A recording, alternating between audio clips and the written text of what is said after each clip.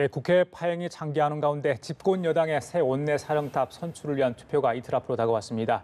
지금의 국회 상황이라면 차기 집권당 원내대표 어깨 그 어느 때보다 무거울 것 같습니다. 도전자 2명 중 1명이시죠. 오늘 이 시간 인천 부평을 출신의 삼선 중진 의원 홍영표 의원 스튜디오에 모셨습니다. 안녕하십니까? 네, 안녕하십니까? 네, 어서 오십시오. 예. 자, 집권 여당의 새 원내대표 그 자리가 엄청 막중하고 역할도 많다고 저희들이 익히 알고 있습니다. 일단 홍 의원께서 일단 출마를 하게 된 계기, 배경이 있을 것 같습니다만 어떤 게 있을까요? 네, 사실 집권 여당으로서 국정 운영에 무한한 책임을 져야 된다고 생각을 합니다. 사실 문재인 정부가 출범한 지 1년 지나면서 한반도 평화 체제에 대한 기대도 많이 높아졌고 또 그 성공이 가시화되고 있는 것 같습니다. 예. 또 그것뿐만 아니라 지금 국민들의 어떤 민생, 삶의 질을 높이는 이런 문제들도 저희가 집권 여당으로서 앞으로 챙겨 나가야 된다고 생각합니다. 예. 그래서 좀 평화의 시대를 준비하고 또 국민의 삶을 더 높이는 그런 책임 여당으로서의 원내대표 역할이 중요하고 예. 그 역할을 좀 감당해보고자 이번에 출마를 했습니다. 그런데 이번이 처음이 아니시잖아요. 예, 또 지난번에는 네. 또 애석하게 정말 아깝게 떨어지셔가지고 여기서 네. 재도전을 하시게 된 건데 어떠십니까 지금? 네, 뭐 사실 작년에도 제가 실패를 했습니다. 그래서 이번에 이제 많이 좀 동정표에 많이 기대는 편이고요. 예. 아무튼 뭐 저희가 이제 의원님들이 유권자이기 때문에 예. 이렇게 한 명씩 만나서 이야기도 경청하고 또 많은 좋은 제안도 예. 받으면서 예. 그렇게 선거 운동을 하고 있습니다. 예, 여야 원내대표들의 어떤 그 뭐랄까요? 필요한 어떤 소양들은 여러 가지 있다고 보는데 그중에 이제 협상력 아니겠습니까? 네. 우리 홍 의원님만이 가지고 있는 어떤 자기만의 어떤 경쟁력이랄까요? 이 강점이 있다면 어떤 게 있는지? 저는 뭐 과거부터 제가 이제 노동운동에 참여를 했었는데 그러시죠. 예. 그때도 좀 극적인 어떤 협상 타결 이런 걸 통해서 위기를 한번 넘긴 적이 있었고요. 예, 예. 뭐 지금 국회에서도 최근에 근로시간을 52시간으로 단축하는 굉장히 어려운 법이었는데 5년 만에 예, 예. 저희가 환노위에서 통과시키는데 또 역할을 했습니다. 예. 그리고 최근에는 뭐 한국GM이 법정 관리까지 가게 되는 그런 어떤 상황을 예. 모면시키고 좀 노사 간에 합의를 하고 또 정부까지 좀 지원 대책을 확정시키는 데 있어서 예. 그런 역할을 해서 좀 다른 사람보다는 그런 어떤 협상력이 좀 있지 않나 예. 제가 이렇게 생각을 합니다. 예, 말씀하신 것처럼 이제 노동 현장에서 그렇게 출발을 하셨다가 정계로 입문하신 거 아니겠습니까? 네. 특별한 계기가 있으셨습니까? 저는 사실 뭐 학교 대학 다닐 때는 유신 반대 운동도 했었고 예. 그 이후로 이제 80년대부터 90년대 중반까지는 노동 현장 또 민주화 운동 현장에 있었습니다. 그러다가 제가 복직을 해서 또 영국에 가서 한 6년 대우자동차의 그 법인에서 근무를 했거든요. 예. 그리고 나서 제가 2001년도에 그때 대우가 부도가 나고 나서 구조조정을 당했습니다. 그래서 좀 쉬고 있다가 예. 어떻게 이제 참여정부에 들어가서 그때 일을 하게 됐고 그때 이제 여러 가지 행정 경험을 했습니다. 예. 그래서 제가 이렇게 살아온 것이 다양한 좀 경험을 많이 했고 예, 예. 그래서 그런 여러 분야에 대한 좀 전문성을 가지고 있어서 예. 그래도 어떤 국정을 그 책임지고 있는 데가 또 입법부 아닙니까? 그렇죠. 뭐 입법, 정책, 예산 이런 것들에 대해서 국정 운영에 중요한 역할을 하기 때문에 또 거기서 일하는 사람들 또 어려운 사람들을 위해서 일해 보고자 이렇게 정치에 뛰어들게 됐습니다. 알겠습니다. 자, 본격적으로 전국 상황 얘기 좀 몇 가지 여쭤보겠습니다. 참 이처럼 힘든 적이 있었을까 싶습니다. 한 치 앞도 나가지 못하는 상황입니다. 방금 뭐 저희 취재 기자 얘기를 들으셨겠지만 협상이 이대로 끝나는 것 아니냐 이런 불안감까지 엄습해오고 있는 상황입니다. 현 전국 상황 어떻게 보고 계시는지요? 정말 마음이 무겁습니다. 지금 어떻게 보면 우리가 민족사적으로 대전환기에 있지 않습니까? 지금 우리 모든 사람의 상상을 뛰어넘는 지금 전 세계가 주목하고 있는 한반도의 비핵화와 평화 체제에 대한 논의가 본격적으로 진행되고 있고 예. 또 남북 정상회담도 잘 끝났고 그리고 이제 곧 북미 정상회담이 있게 됩니다. 예. 이런 상황인데 사실 국회가 해야 할 일들을 하지 못하고 이렇게 안타까운 상황으로 교착돼 있어서 정말 안타깝게 생각합니다. 저는 어떻게든 지금 우리 국회가 빨리 정상화돼서 정말 평화 시대를 국회가 준비하고 예. 또 함께 해나가는 이런 모습을 보여야 된다고 생각합니다. 저는 각 정당이 정치적 입장이 있기 때문에 국회라는 데가 항상 갈등하고 대립이 있지만 예. 적어도 지금 시기는 우리가 한반도 평화 체제를 위해서 함께 동반자가 되어서 미래를 준비하는 이런 시기 아닌가 이렇게 보고요. 그런 데서 지금 여러 가지 현안 문제들이 빨리 해소되어야 된다고 생각합니다. 예. 어제 공식적으로 4번의 회동이 있었고요. 오늘 오전도 이제 뭐 원내대표 회동은 아니더라도 물밑 접촉은 있는 것으로 알고 있습니다. 끈을 놓아서는 안 된다는 게 국민들의 여망인 것 같습니다. 하지만 지금 자유한국당 또 다른 야당 쪽에서는 드루킹 특검을 계속 주장을 하고 있습니다. 물론 14일까지 처리 시한을 가지고 이제 뭐 조건부다 아니다 시한 문제가 또 이렇게 가서는 문제가 되겠다. 민주당이 또 반대를 하고 있는 상황이고 여러 가지 이제 하나가 나오면 또 하나가 문제가 되고 이런 상황이 반복되고 있거든요. 자, 민주당 입장에서는 그러니까 자유한국당의 주장, 특히 동시처리랄지 특검 내용이랄지 이런 부분에 대해서 이거 뭐 선거용 정치 공세 혹은 뭐 대선 불복이다 이렇게 판단을 하고 계시는 겁니까? 그러니까 드루킹 특검은 사실 특검으로서의 요건을 갖췄다고 생각하지 않습니다. 저희 당으로서는. 그리고 그럼에도 불구하고 지금 국정에 대해서 무한 책임을 져야 되는 집권 여당으로서 어떤 대야당의 그런 요구를 무시할 수도 없으니까 사실 드루킹 특검을 좀 받겠다. 예. 이런 결정을 한 거 아닙니까?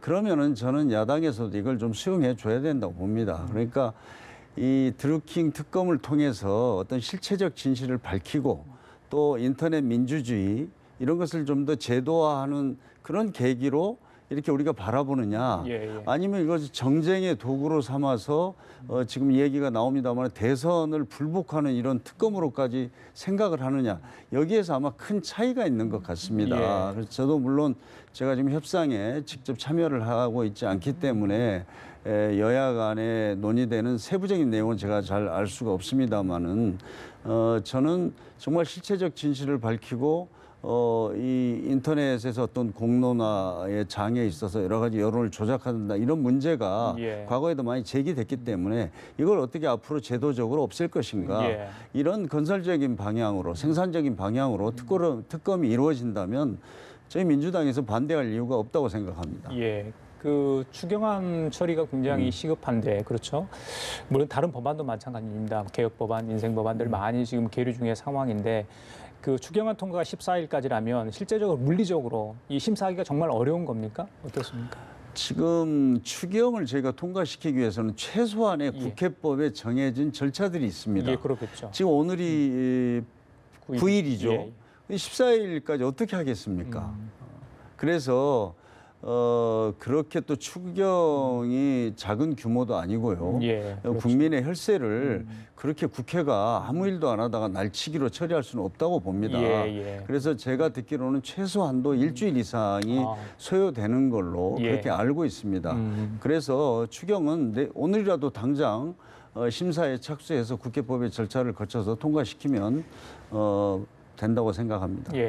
자, 이제 집권 2기의 원내대표가 되시는 거잖아요. 사실 어떻게 보면은 우원식 원내대표가 지난 1년간 뭐 며칠 남았습니다만 일단 그 한숨 쉬고 눈물 흘리는 모습을 저희들이 볼 수 있거든요. 그만큼 이제 집권 여당의 원내대표는 힘든 자리인 것 같습니다.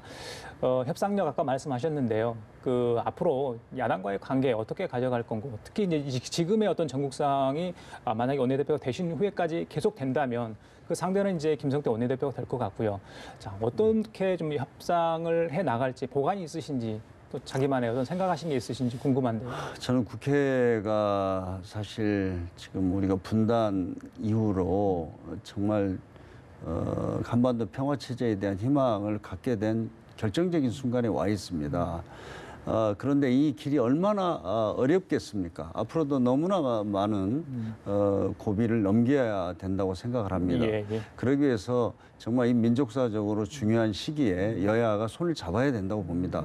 그래서 적어도 남북 문제, 외교 안보 분야에 있어서는 예, 예. 여야를 가리지 말고 초당적인 협력 이걸 좀 저희가 해내야 된다고 보고요. 예. 그러나 그 외에 어떤 경제 분야라든지 사회 문화 분야라든지 나머지 국정 운영에 대해서는 예. 정말 야당의 어떤 지적이나 비판, 제안을 최대한 저희들이 수용해서 예, 예. 함께 해 나가는 그런 노력을 할 계획입니다. 그 지난번에 이제 출마 선언하실 때 원칙을 지키되 통큰 타협을 하겠다 이러거든요. 그러니까 원칙과 또 타협 이게 좀 상충될 수도 있잖아요. 그 네. 부분을 조화롭게 가져가는 게 굉장히 중요하다고 보는데 어떻게 앞으로 이 부분을 좀 조화롭게 가져가실지. 뭐 어떤 정치인 개인이나 정당, 뭐 어떤 세력 다 마찬가지로 자기들이 지켜야 할 어떤 가치나 철학이라든가 이해관계가 다 있다고 생각합니다. 그렇죠. 그렇기 때문에 그런 원칙을 상대방의 원칙을 전혀 다 뺏어버리고 무시하고 예. 이렇게 해서는 협상이 이루어지지 않는다고 생각합니다. 자기가 지켜야 할 원칙을 최대한 양보하면서 예. 그렇다고 해서 원칙을 완전히 저는 그 포기해서는 안 된다고 보고요. 그렇게 예. 할 수도 없고 예. 그러면서도 타협하는 것이 협상력이라고 생각을 합니다. 예, 그렇기 예. 때문에 원칙을 지키면서도 타협을 배제하지 않는 이런 협상력을 가지고 임해야 된다 이렇게 생각하고 있습니다. 그 내일은 이제 문재인 정부가 출범한 1년이 되는 네. 날입니다. 네. 그래서 취임 1주년이 되는 날인데 글쎄요 여러 가지 뭐 잘한 일도 있을 것 같고 좀 아쉬운 일도 있을 것 같은데 평가를 하신다면 물론 이제 지지율은 굉장히 높게 나오죠. 네. 여당의 지지율도 마찬가지입니다. 어떻게 보십니까? 뭐 두말할 것도 없이 남북 관계 외교 안보 분야에서 문재인 대통령이 거둔 성공은 예. 엄청나다고 생각을 합니다. 저는 그리고 작년 가을만 하더라도 어떻게 우리 한반도에서 어떤 전쟁이 일어나는 것 아니냐는 이런 위기의식까지 가졌던 기억이 예. 생생합니다. 그것을 저희들이 잘 헤쳐나와서 지금 새로운 평화 시대를 저희가 꿈꿀 수 있게 되었습니다. 이것은 성과라고 생각합니다. 예. 그러나 어떤 먹고 사는 문제, 어떤 경제 분야라든지 일자리 문제라든지 이런 것들은 물론 거기도 시간이 많이 걸립니다. 그래서 지난 1년 동안 예. 우리가 이제 새롭게 좀 사람 중심의 경제 이런 그 목표를 가지고 있습니다만은 이것을 위해서 이제 초석을 잘 깔았다고 생각을 합니다. 그렇기 때문에 그것을 토대로 해서 예. 이제는 다른 분야에 있어서도 좀 성과를 거두는 그런 한 해가 되어야 된다고 생각합니다. 예. 여당의 원내대표는 청와대의 관계도 굉장히 설정을 어떻게 하는가 굉장히 중요하지 않습니까? 네. 물론 이제 촛불 정국을 통해서 탄생한 어떤 정부이기 때문에 또 이제 갑작스럽게 탄생했다고도 이렇게 볼 수 있잖아요. 네. 5월 10일 날 취임을 하셨기 때문에요. 글쎄요. 청와대 중심으로 많이 국정이 운영됐다 이런 지적도 있었습니다. 이 부분에 대해서 앞으로 어떻게 청와대와 관계, 당정청 관계를 가져가실지 그 부분도 좀 여쭙고 싶습니다. 이제 촛불혁명을 통해서 정부가 탄생하다 보니까 사실 정부를 출범시키기에 필요한 최소한도의 준비도 못하면서 인수위도 없이 그랬었죠. 정부가 출범했거든요. 예. 그래서 초기에는 국민들의 어떤 기대나 요구는 높고 또 해야 될 일이 산적하다 보니까 어떤 행정 권력, 행정력을 중심으로 해서 많은 일을 해왔다고 생각합니다.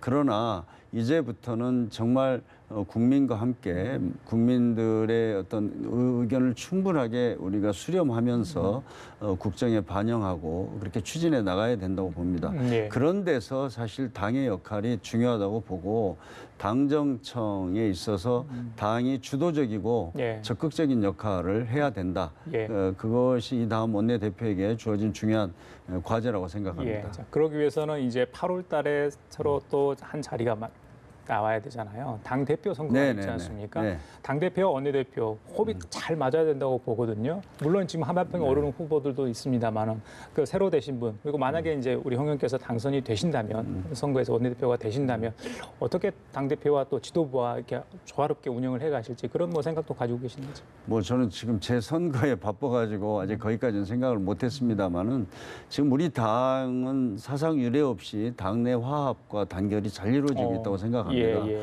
그래서 저는 뭐 어느 분이 되더라도 예. 우리 당이 함께 호흡을 맞추고 예. 또 문재인 정부 성공을 위해서 함께 할 수 있다고 예. 생각합니다. 자 마지막으로 지방선거가 이제 35일 네. 남았습니다. 여당은 많이 기대를 하죠. 물론 이제 뭐 우려하는 부분도 분명히 있을 겁니다. 지금의 상황에서는요.